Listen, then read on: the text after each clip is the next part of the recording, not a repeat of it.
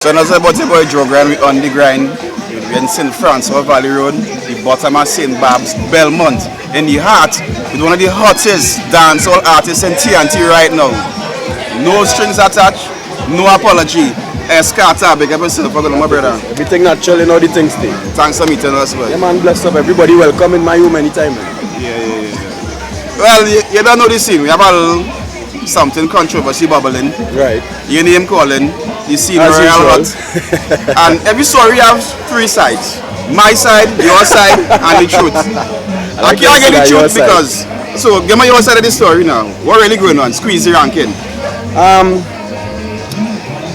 I didn't even really think it would have even reached to this to tell you the truth or anything like that. I mean it was just as he's saying based on a comment I made on our radio program now. But basically you have to kind of dissect everything, you know what I mean? Yeah. The right way. Yeah. So at the end of the day, a discussion come up on the radio.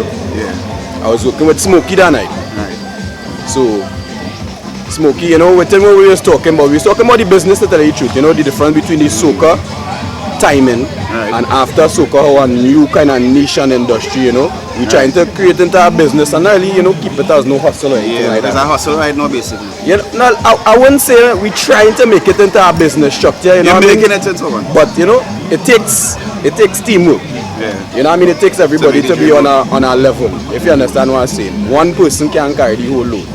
You know, but at the end of the day, a discussion came up to which Smokey, you know, interjected and, you know, brought about a point that was always being brought up, where Squeezy Rankin was always claiming that, you know, he was the first to do what I did, you know, I buy the style, you know, and so forth and so forth. Right. So there wasn't any attack or anything like that. So, you know, I just stated my opinion. It was in your mind? Yeah, which is my opinion, which is, you know, in no way or anything like that do we have any similar styles or anything like that, you know what I mean?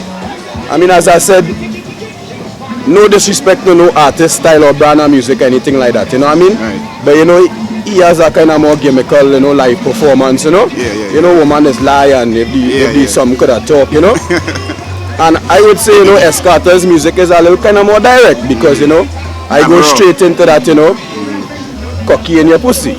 You understand what I'm saying? You don't candy coat it at all. Yeah, I mean, other artists don't really candy coat what they say, no. But at the end of the day, I would still say I'm a little more direct than others. Yeah. You know, S.Carter's idea, love it or you hate it. Yeah. You understand what I'm saying? As such as everything in life. You know. But So, yeah, go ahead. Sorry. I mean, I just, you know, went on in that sense. You know, to distance myself in any kind of comparison like that. Right. And I kind of went on into stating at the same time, you know, it's up to someone to say, well, I rate this over this. Yeah. But as I always say, and as I said that point in time on the radio program, is up to youths to who they're looking up to and what they're looking up to in the business, you know, because I realize everyone, you know, when they come out with a hit or whatever, you know, everybody wants to be a legend in the game at the same time, you know, and I understand that. But reality is reality, as I always say, you know. So it's either, you know, a youth aspire to be, you know, just hustle with the music. And as I say, it's up to you to aspire to sing music, record music, and if your final destination to you should be selling CDs outside a mall, it's up to you to aspire to that. You know what I'm saying? But at the end of the day, you know, we aspire to other things, bigger things, so therefore I always say the comparison is different. But before we reach that, right? Yeah. What caused the whole you know, controversy to have to make it to talk about it now? Because I was hearing something about something in Club Mumbai. No, well, Club Mumbai is a totally different incident, but it happened before. It happened before, and it was something I didn't notice until afterwards. You know, we had to perform at Club Mumbai, myself, Brandon Star, Squeezy Rankin. I mean, I got there, the artists were there lining in the VIP. Everybody was drinking, having a time. Everybody hail everybody and cool. Now, as I usually do, when I go to an event to perform, I don't usually be try to be bossy or anything like that, you know, or demand anything. Right. You know, it's a job I'm hired to do. I stay professional. But let me ask you this: did you gangster the promoter to come on, or In no way at all. or did he get excited and offer respect? You know, big artists come in and go on one No time. way at all. I mean, anybody could tell you S.Carter performs in many places, many zones, all over Trinidad and Tobago. And I've never had a problem with any artist or any DJ who says, you know, I bum rush any set or anything like that. Oh, okay, so I mean, if I arrive anywhere, it is up to the promoter if at that point he wants me to go and perform immediately or if he wants me to chill. I mean, it just so happened at that point in time, everyone was in the VIP. So I wouldn't even say if someone is claiming that they had somewhere to go, it didn't appear as if anyone had any schedule or was busy. You know what I'm saying? I myself had another gig to go to. Right. You know what I mean? But it was closer to the morning, so I had no reason to rush. And I'm accustomed going to Mumbai and always lining with people down in Debe. Because, so, you know, although I'm from Port of Spain, I have a lot of South people like family. So you get there, you and Bubbles. Yeah. Everybody and all your thing coming in the party. Come in there, you know. Promoter approach you. Promoter approach. You know you going to go on one S.Carter, time. you're going on second. He didn't even say go on one time because Brandon Star performed first. I didn't see anybody reeling up when Brandon Star performed first. And at the end of the day, if the promoter come and give me the instruction, which is to perform second, I will just do as the promoter say. I mean, and at the end of the day, if someone was saying a man comes with, you know, any kind of ranking or ego thing as an artist, the logical thing with that would be that artist would want to perform last. If you know what I'm saying. Yeah, I understand. And as I say, if an artist is in a good cast and you're the last performer, it come like you're the highlight of the night. So if Squeezy had to perform last, he was the highlight of the night. So I didn't see anything to fuss off. So was there any altercation or any? With myself and Squeezy, no. verbal? No. All of this went on while I was performing. Actually, it came to Bubbles' attention. She really told me what went on afterwards and, you know, how he was real angry and, you know, Macamillion had to restrain him and so forth. So, and at that point in time, I was like, for what? What really happened? You know, I didn't know anything that happened. The promoter just came and gave me my instructions, to which I thought he gave everyone their instructions the same way, and everyone performed. And I don't see any quarrels, no, you know, or anything for any So that or anything like that. But at the end of the day, it's Squeezy, so we expect behavior like that. You know what I'm saying? So did he talk about that incident on the radio? I spoke about that incident the week after, when he said, you know, I attacked him or whatever. Yeah. You know what I'm saying? I made no speech about that. You see, at the end of the day, this is how I always say some people are a little confused in the meditation too. Because it was a whole long speech I gave. And I spoke in general by then. So after I already distanced myself, well, now our style is different. I said nothing about Squeezy after that. All I make mention of, which fell probably in his garden, was, you know, where you should aspire in music. You know what I mean? Because we're trying to make this a business and not a hustle, where you just have to go and sing and be selling your CDs on the road. So what you're saying, right, it's probably the people who listen to the station and heard kind of over-exaggerating. Well, as I always say, there are always those who always want to nitpick to cause some kind of controversy or scene. Because as I said that same night, I said this business is a brand new business, which has no space for the beefing and bad minding or anything like that, because everybody has to come together to build it. As I mentioned, which I thought would have been the controversial statement, what I said is we don't want it to be like the soca industry, where the artists are, you know, very touchy-feely sensitive, because, you know, everybody's fighting in that 2 months to eat our food. You understand what I'm saying? Which is real talk at the end of the day. You understand what I'm saying? So as I said, this industry really don't have no time for that beef and anything. And everybody just need to come together and let this grow. And at the same time, as I say, we sing a lot of explicit music. So people judge us already from our music. So we as persons and characters have to come out and show a different class and style too. Let me ask you. You said this stuff on the radio. How did you hear about the video? Did you see it for yourself or somebody tell you, Carter, check Facebook? Somebody talking about true talk don't lie. Yeah. I mean, it was sent to me or via WhatsApp, tagged on Facebook, and up to now I haven't even watched more than 20 seconds of it. Sorry. No, I'm just a person sometimes when I get up in our vibes, you know. I hold a meditation and, you know, if I just want to be in a good spirit, I really don't really watch or listen to anything to distract that spirit or anything like that. Or as I always say, in the moment, cause you to have that wrong reaction. As you saw in the video made that by a certain boy. So what you plan to do? Let me say tomorrow, please God, Squeezy drop a tune. Would you reply?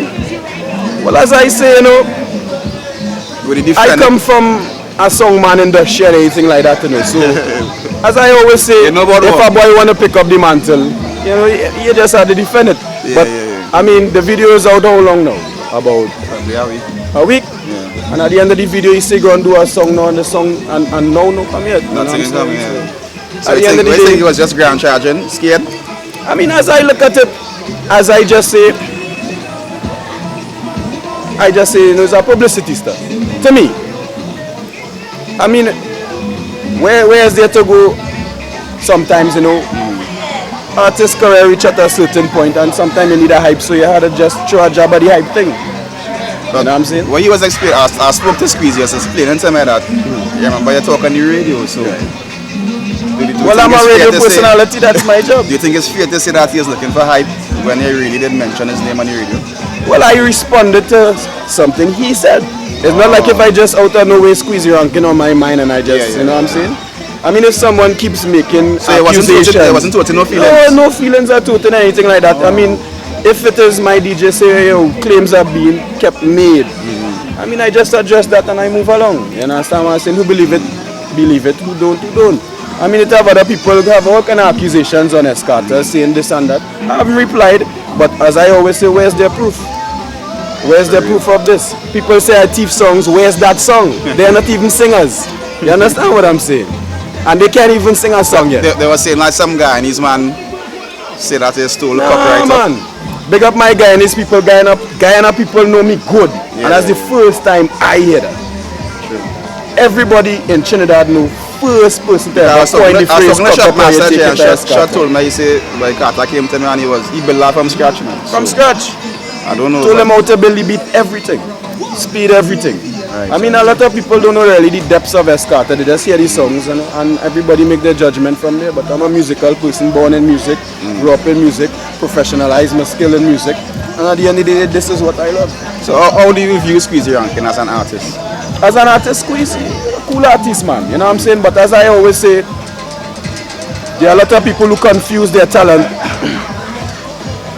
and business sense. You understand? Because look at Lionel Messi. Lionel Messi is one of the best footballers. Right. But for him to reach at the same time, somebody had to be there to teach the man business or do business, teach the man how to move. You know, when it comes to being in public, you know, how not to respond to negativity and stuff like that. I mean, and Squeezy Rankin, as I always say, is one of our most talented artists. But I mean, we just needed a little training in manners and these type of things, and maybe him career would have still run good. You know what I'm saying? So what's next for S.Carter? What's your plans for this year, 2018? Well, 2018, a string load of hits. String load of hits, tours, events, and at the end of the day too, we're looking to, you know, reinvest in the business itself. So other artists after us, you know what I mean? Bubbles there, Bubbles boss uncomfortable and name good. Yeah, we saw that. We have to bust other artists. I think the entire nation witness the rise of Bubbles. Big up to Bubbles anyway, Stan. You know what I mean? Yeah, you know what I'm saying? So at the end of the day, it's not always just about me, you know what I'm saying? It's about the business. And once the business is healthy, the business is growing, then it will support me. You understand what I'm saying? For real. Big up to the cameraman, Precise Entertainment, your boy Joe and the actor S.Carter. One of the hottest artists right now. We're getting his side of the story live, raw and unplugged in Belmont. Downstairs, St. Babs, St. Valley Road, we're in the heart of everything. You know what I mean, S.Carter? Yes, sir. So you're not answering him? Well, as I say, if you see the man do a song tomorrow and I find, well, that style there too bad, I need to flex. You ain't backing from the war? I don't back down from nothing, man. I'm, you know, always there. Anybody have a problem? I mean, as I always say, the music have to talk for itself at the same time, you know. So I just keep calm, you understand, and just put out the music. And someone can judge for the music. I'm not gonna come here and overhype myself, you know what I mean, and get you too hype up. and then disappoint you when it releases. So there we have it, S.Carter, the boy Joe Grind. We on the grind right now. Big up to everybody, TNT. So yeah, we're going on, Carter. I feel something when I come. Something going on coming. Well, if something comes, something comes. If it doesn't, S.Carter will still be making music and making hits and making sure the youths them bubble to this. I mean, so there we have it, S.Carter. Says he's not total no feelings, but he ain't backing from nowhere. The boy Joe Grind on the grind. TNT, big up.